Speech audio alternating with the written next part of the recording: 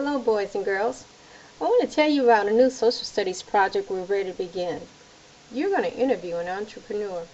And what I want to do in this video is just explain to you the basics of the activity so that you'll be familiar with it, because we really want you to enjoy it, have a lot of fun, but at the same time we want you to learn the information that's required for the CRCT standards.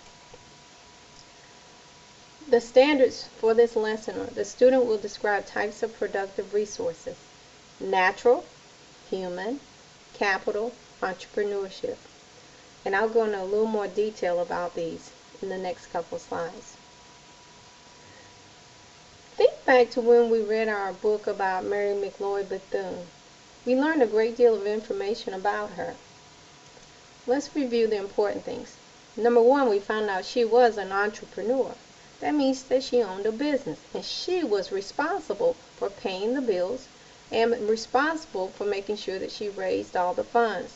So she built a school for African American children, and she had to finance it. Let's look at how she did. She provided a service, and when she provided a service, some of the parents were able to pay her. So she received a little bit of funding, but most of the families were not able to. So when they could not afford to pay for the educator to teach their children, sometimes they provided products. In this case, Mary McLeod Bethune and several of the parents began to bake pies. They would take them out to the community, and they would sell these products in order to raise money. They used the natural resources around them. Sometimes they made sweet potato pies. We call these natural resources because there's something that we can't just go in a laboratory and make.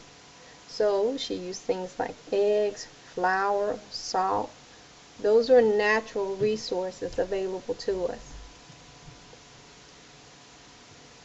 She was not able to do all of this by herself, so a lot of times she required help of the parents, as I mentioned earlier.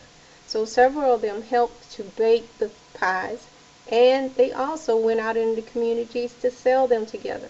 So it took the human labor of many people in order to create that new school. Now that you're familiar with the terms, let's just go ahead and look at the project that you're about to start. You're going to find one business owner in your community to interview. This person must own their own business and be responsible for the bills.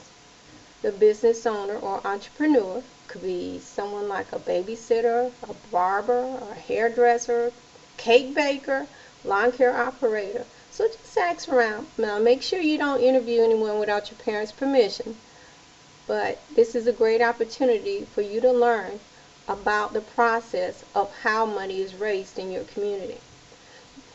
It is recommended that you ask questions about their business and the products that they make, the resources that they use, if it's natural or if it's human, the services they provide to their community. You should also include questions that have maybe the 5 models of who, what, when, where, and why, just like a basic reporter would do. You will present the information you learned from the interview on a poster. Make sure you include pictures of the person and their products.